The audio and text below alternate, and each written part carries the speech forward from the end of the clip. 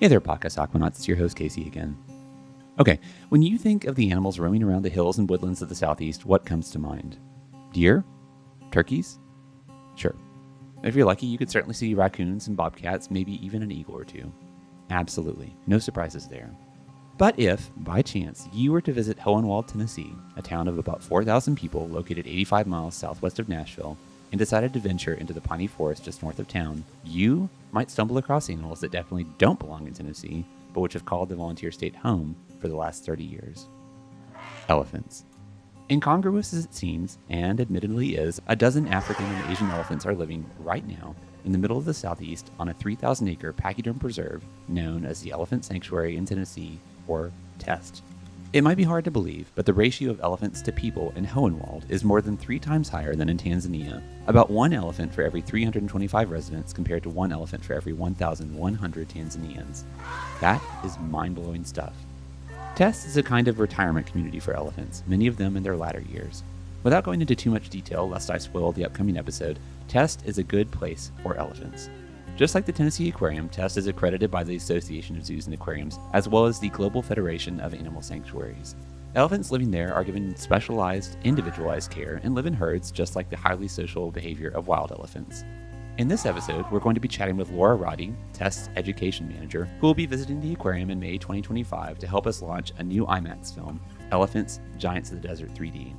And just like the elephants in that film migrating across the plains of Africa, our conversation covers a lot of ground, from what it means to operate on elephant time and how elephants act as environmental engineers, to the ways you, yes, you, can help wild elephants. It's not often I get a chance working at the aquarium to talk about the largest land animals on Earth, but, and not to trumpet my own success here, I think you'll agree that this was a fun discussion. Now, on with the podcast.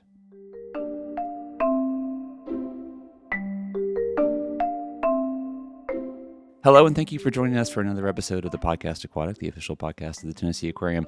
Today, I have got another special guest in the studio dive cage, although the studio dive cage in this particular case is actually a Zoom chat.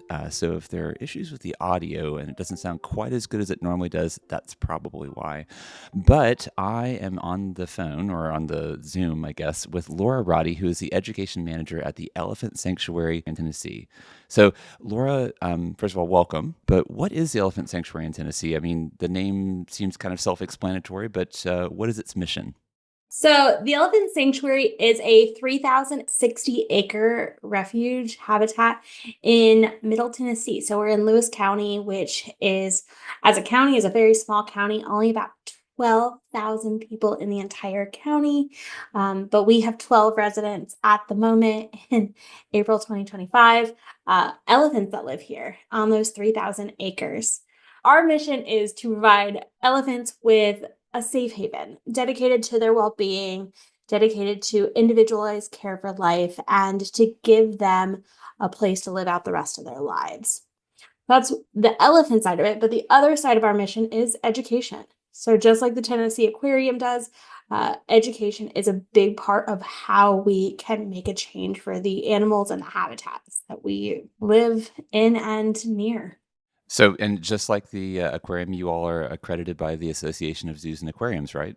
We are a AZA facility. We are a certified related facility, which is basically we're held to the same standards. But what makes us different is that we're actually closed to the public. So visitors can come to Hohenwald, Tennessee. They could meet me at our education center, but they wouldn't see a single elephant. Those 3,000 acres is just for them to live out their lives while our education staff is here downtown doing the education and interpretation without animals present. If the sanctuary is closed to the public, how does your particular role fit into that mission, servicing the mission of working with these elephants, but also representing the interests of elephants on a global scale? Yeah, so education doesn't have to be in person with an animal present. Our biggest audience is virtual field trips.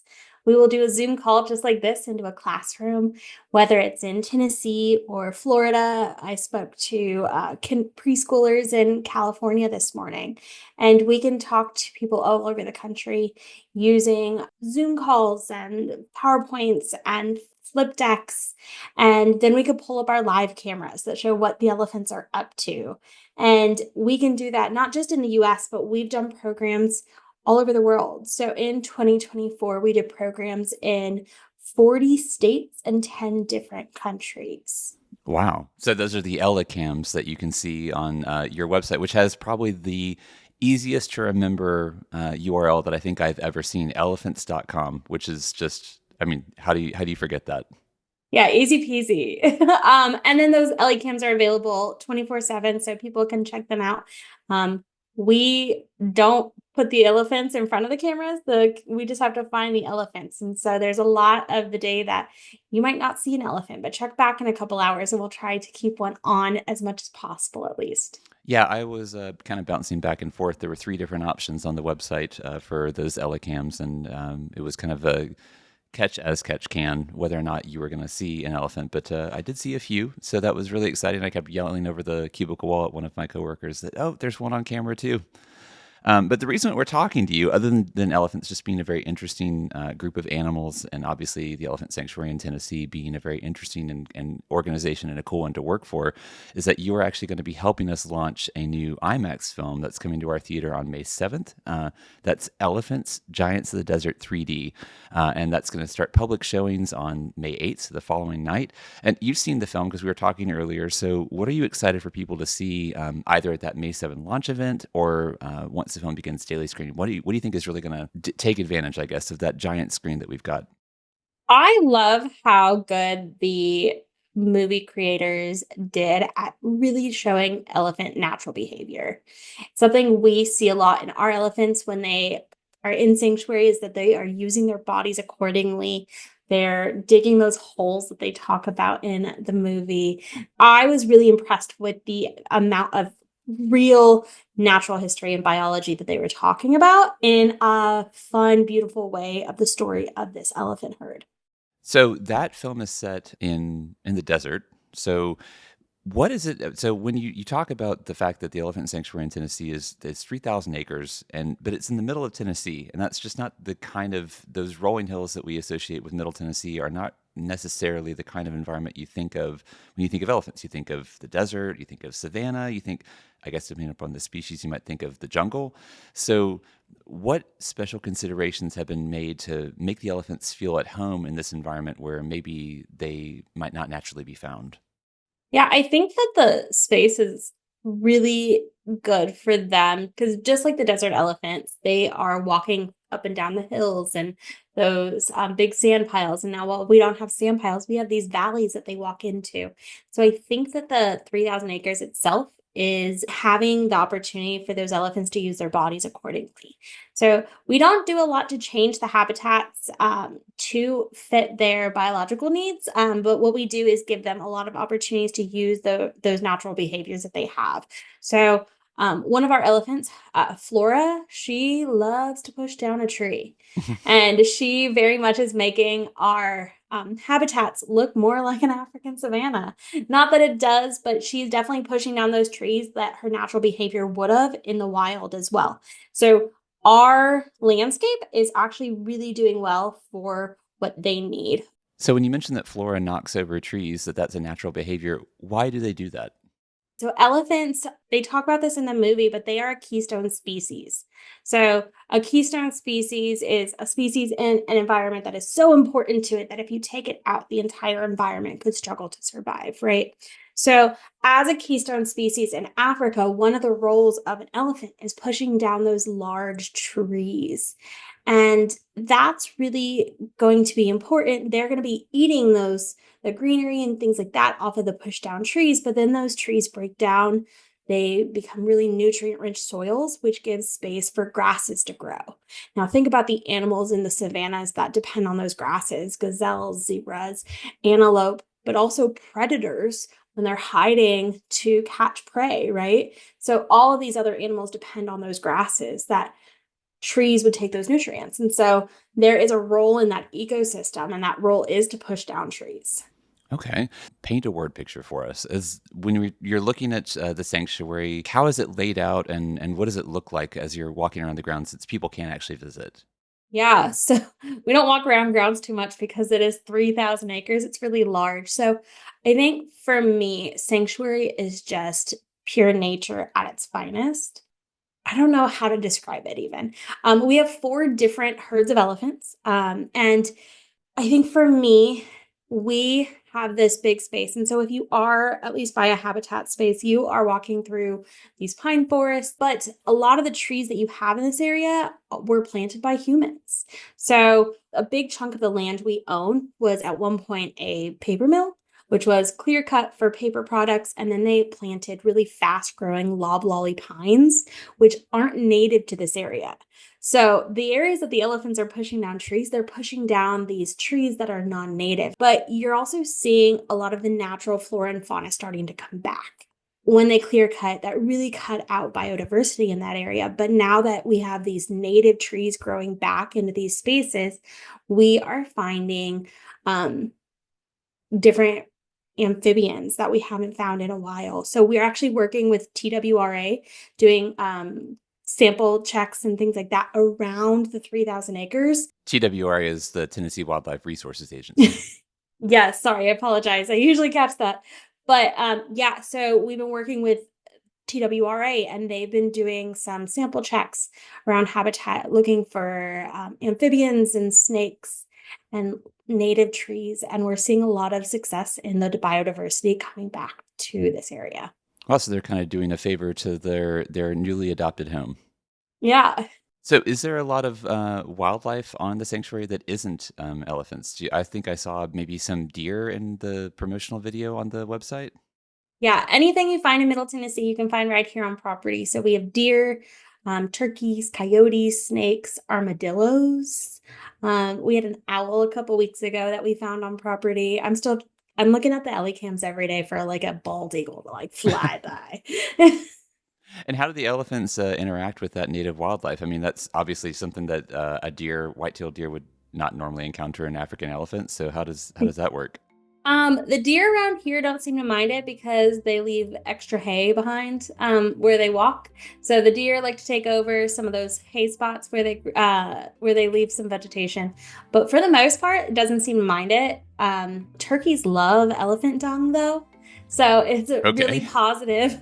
Elephants have a very inefficient stomach, and so a lot of the seeds that they eat will go straight through their body, and then that is great food and the turkeys love it. So we see a lot of native wildlife just thriving here. One of my caregivers actually her statement is one of my favorites, and she says she started working at the elephant sanctuary because it was a sanctuary for elephants, and she loved sanctuary because it was a sanctuary for all Middle Tennessee animals.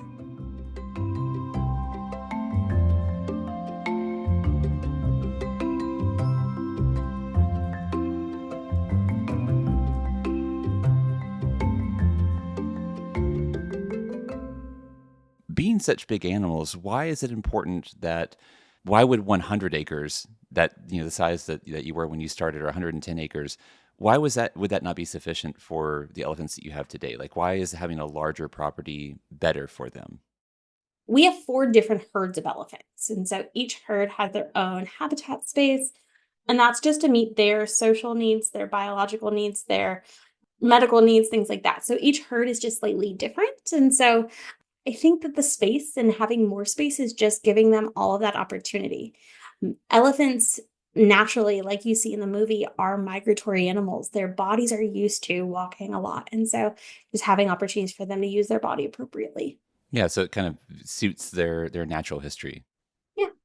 So currently, like you said, there are 12 elephants that are living at the sanctuary. Is this their forever home? I mean, you're not doing rehabilitation and re-release, right?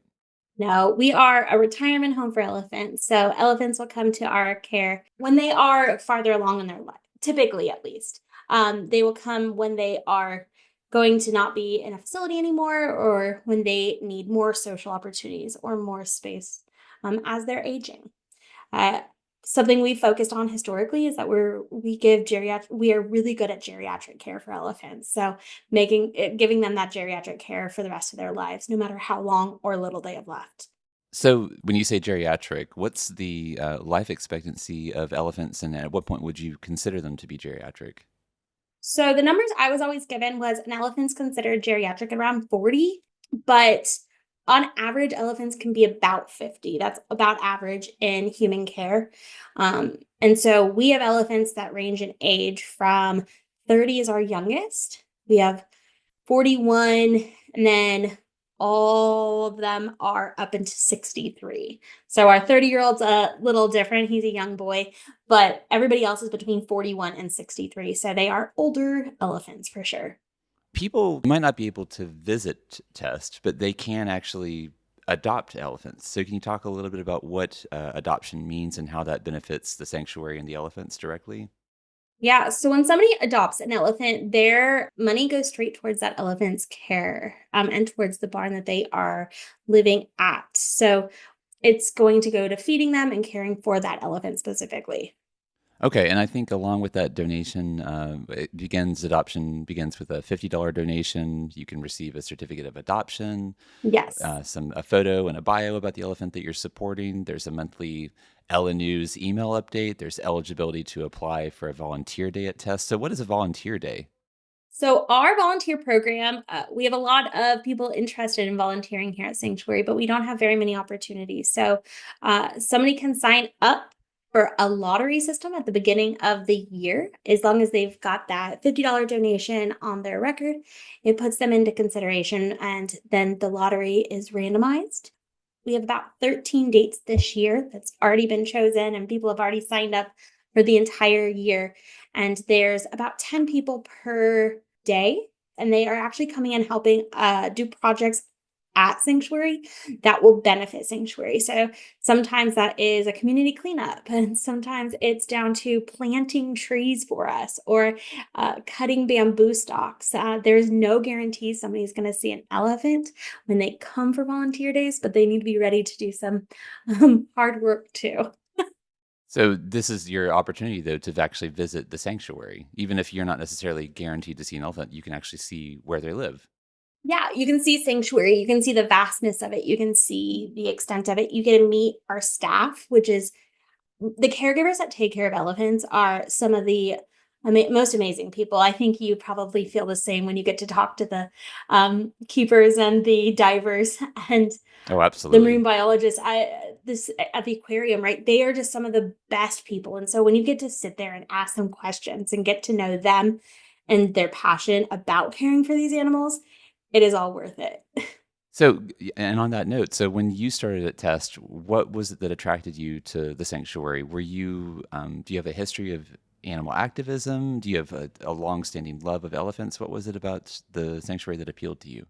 Yeah, so my background is in conservation education in AZA facilities. So I've worked at quite a few facilities in education. I started at the Phoenix Zoo in Phoenix, Arizona. It's a great I've zoo. worked, yeah, it's one of my favorites. They're incredible. The Arizona Sonora Desert Museum down in Tucson. It's a very niche facility, and I kind of fell in love with these niche facilities, doing some really cool conservation work. And so I went back to Florida for a couple years. I have a master's in teaching, and I worked for Disney for a little while with the animal science department there. And then during COVID, I had an opportunity to come up here to Tennessee to be in education here. And I took it very quickly because having a chance to work in such a niche facility, doing really amazing conservation work, not just with the species within their care, but with conservation across the globe, is something I'm super passionate about. How can we work with communities in these areas that these elephants and any of these animals come from to do the best for both the communities, the animals within those communities, and the environment that they live in? Well, let's talk a little bit about why elephants might need our help. I think it's easy for people to assume that the larger an animal it is, the more resilient it is, and the less easy it is for it to be hurt. But the fact that the sanctuary exists implies, elephants do need our help. So, what kinds of threats do elephants face in the wild that humans can help them with? The four main things we focus on is poaching, tourism, habitat destruction, and human elephant conflict. So each one of those is a problem elephants face on a large scale. And so the first one, poaching. So it's the illegal hunting of elephants, typically for the tusks, so that ivory. And then those tusks are put into small like trinkets that people could have. The second one would be tourism, and the use of elephants in like riding in different parts of the world as an exhibit in certain places, that isn't always the best for them. Habitat destruction is a huge problem as human populations continue growing. We need more space, and animal habitats are getting smaller and smaller. And then the last one we talk a lot about is that human elephant conflict. Because our populations are growing, we are building into elephant environments. And so if there's a new village in the middle of a path that elephants have gone, that elephant's going to keep going in that path, which is going to create a lot of problems for the communities and that elephants. They're going to not see eye to eye always. You must really love elephants. So what is it about them? I mean, you said you've worked at a lot of different kinds of facilities, presumably with a lot of different kinds of animals. So what is it about elephants in particular that really appeals to you? I'd say their intelligence. Elephants are considered a highly intelligent animal. We know that because they can look in a mirror and identify themselves. Not a lot of species can do that. We can know that through their social hierarchy and the dynamics of it. They mourn and grieve, and so we can see it. So there's all of these avenues of intelligence that we see in elephants, but really all of them are so resilient. And I think watching the desert elephants on IMAX, I definitely saw that resilience in the elephants that we see with our elephants here at Sanctuary.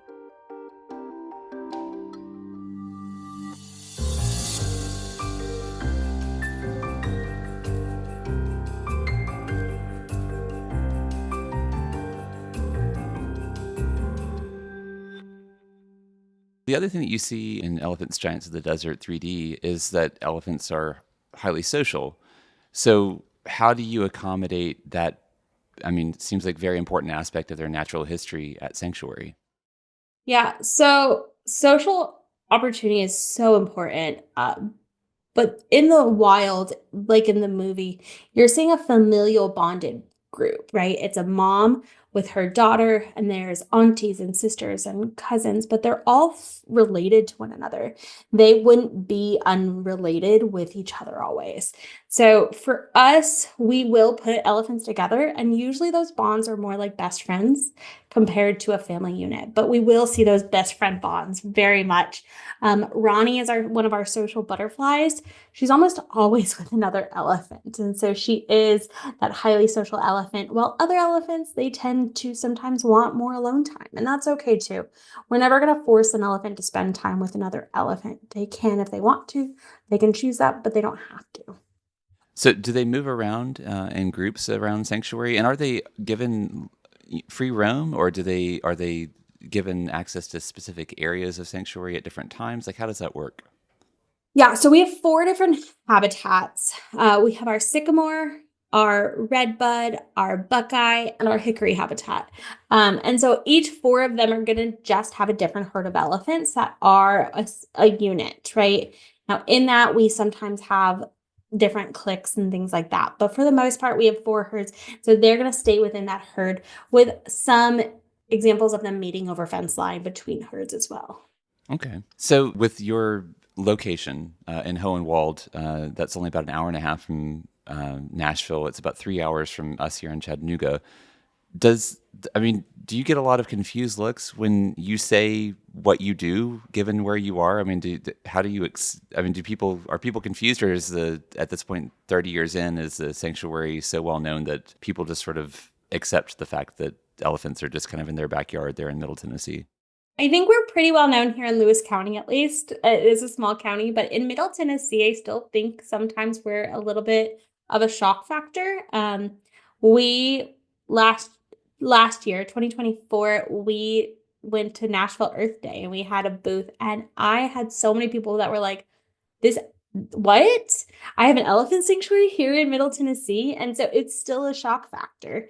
But I think we're slowly getting to the point that we are that norm for people. In the last couple of years, we had the Knoxville Zoo elephants moved to sanctuary. And then 10 years ago this year, we actually had the Nashville Zoo elephants move to sanctuary. So I think in Tennessee, it's less of a shock factor anymore, but sometimes we are still a surprise. I went to the University of Tennessee. My best friends are from Tennessee, and when I told them I got a job here, they were like, "What? That exists?" And yeah, it's pretty amazing. So we've talked a lot about the fact that there are a dozen elephants at Sanctuary, but we haven't really talked about the breakdown of species, or you mentioned ages. Are there any calves, or is it all adults? And what's the species breakdown? So at the moment, we have 5 Asian elephants and we have 7 African elephants. Our 5 Asian elephants are between the ages of 54 and 63. Oh, wow. So they're the old ones then. So there's some of our old ladies, yeah. And they're all females. And then our 7 African elephants are 2 males and 5 females. They range in age from 30 to 53.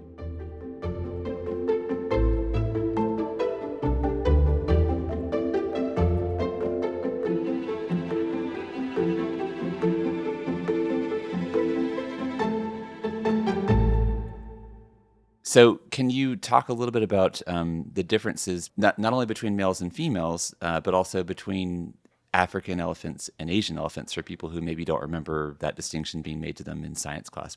Yeah, I still have people today that don't know. So, but yes, so Asian elephants and African elephants are very biologically different than one another. The one most people can identify are their ears.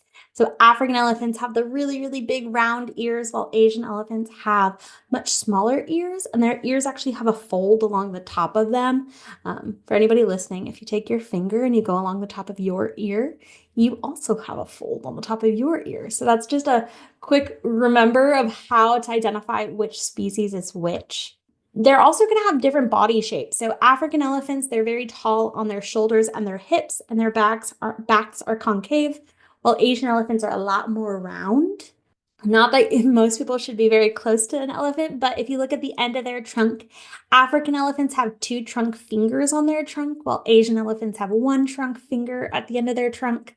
Okay, you can't continue without explaining what exactly a trunk finger is. Yeah, it's just that it is a prehensile end of their trunk, and it looks very similar to a finger. It's just the prehensile, so able to grab prehensile, so they're able to grab things with the end of that trunk. So Asian elephants, they do more of a scoop with a single trunk finger, while African elephants are able to really, they'll pinch more.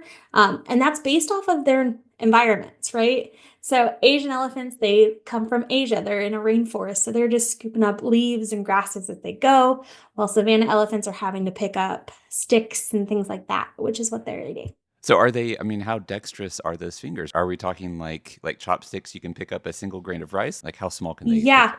super small. Like a grape is no problem. Oh, wow. Yeah, so very small. They can pick up things. Sometimes there's a little bit of a with that, like a little vacuum with it, but they're able to pick up things that are super small. Okay, and people probably a common misconception about the trunk is that it's like that's how they drink. That's not how they drink. That's not like a straw.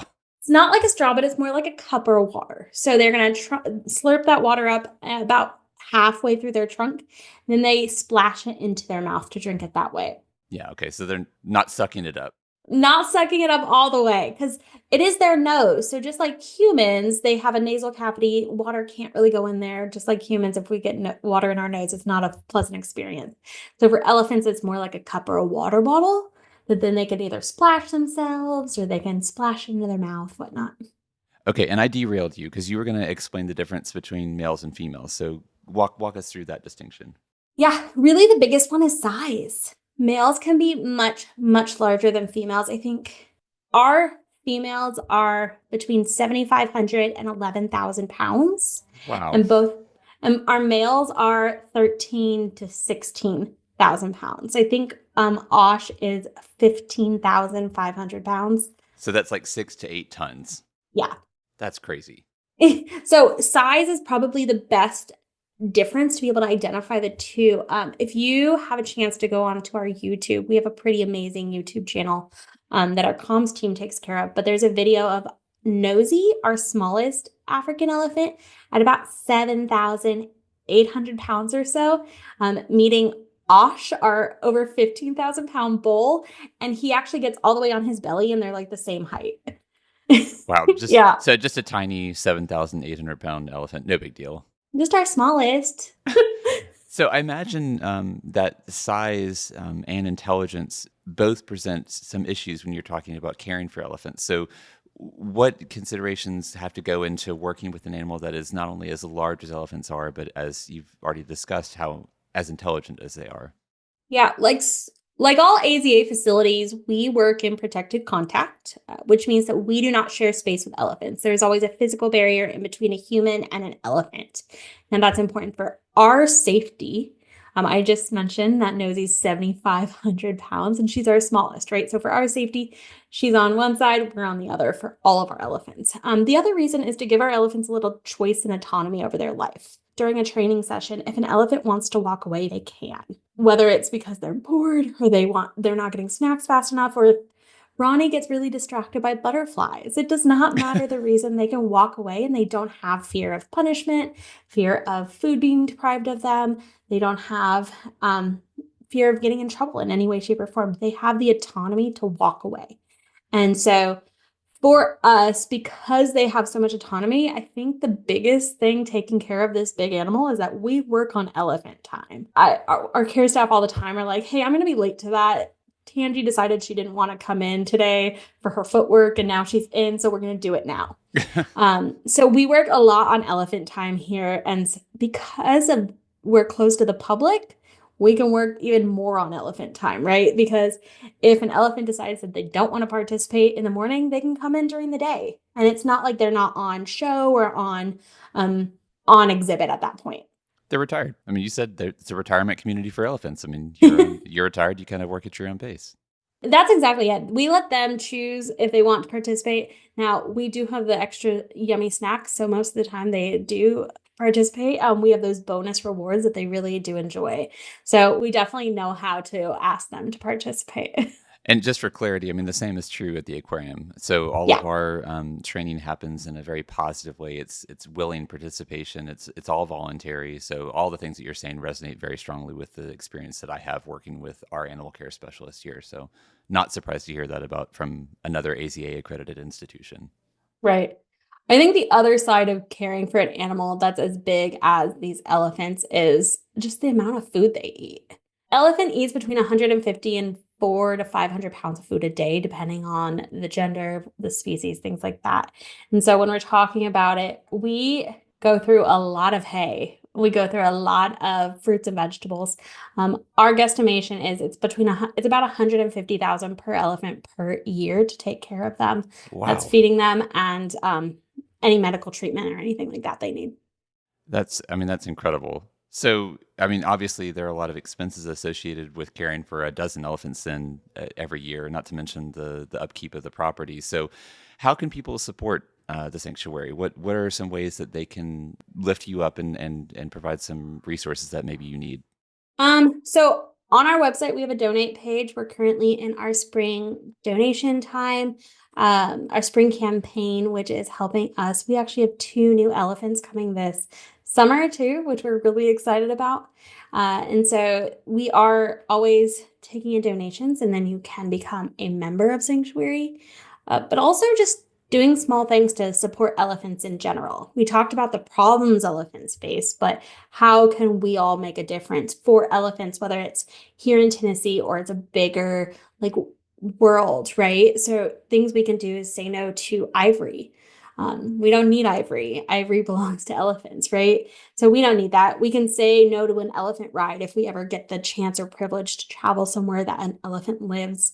But also, we can choose what we're buying in a healthier manner. So if we are buying coffee, we're buying shade grown coffee that is being grown in a place that's not destroying habitats that elephants and orangutans and tigers and amphibians live. Or we can choose products that have sustainable palm oil in it. So palm oil is being cropped through a lot of this habitat, and it's not bad. Palm oil is not bad, but how do we get sustainably resourced palm oil that is being grown in a sustainable way? There's an app on your phone people can get that supports that. So small steps that will help not just elephants, but the species in your own environment, the species that the Tennessee Aquarium helps support with the waters, and also these large, beautiful animals all over the world.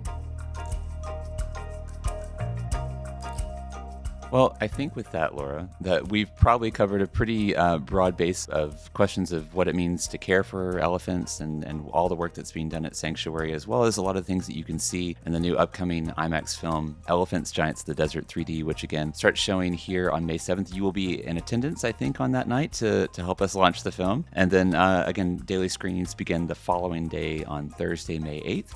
And that will continue for the foreseeable future at the Tennessee Aquarium IMAX 3D Theater. So I think we'll go ahead and wrap up today's episode with that. But Laura, thank you so much for taking the time to talk to us and tell us about the important work that's being done at Sanctuary. Again, the website for Sanctuary, if you'd like to learn more about the work that's being done, get to know a little bit more about the elephants who live there, you can go to, super easy to remember, elephants.com. Very easy website. I'm kind of envious of how easy that must be to share with people. And yeah, thank you so much for taking the time to speak with us, Laura. Thank you. I enjoyed it. All right. If you have an idea for a future episode of the podcast Aquatic and you'd like to share it with us, send an email to podcast@tnaqua.org. If you have a question for one of our experts, whether that's somebody in-house or somebody maybe even like Laura, send that along to podcast@tnaqua.org. And while you're online, leave us a review or a rating. Those are both easy ways that are also free to support the show. In the meantime, until next time, remember that every drop matters.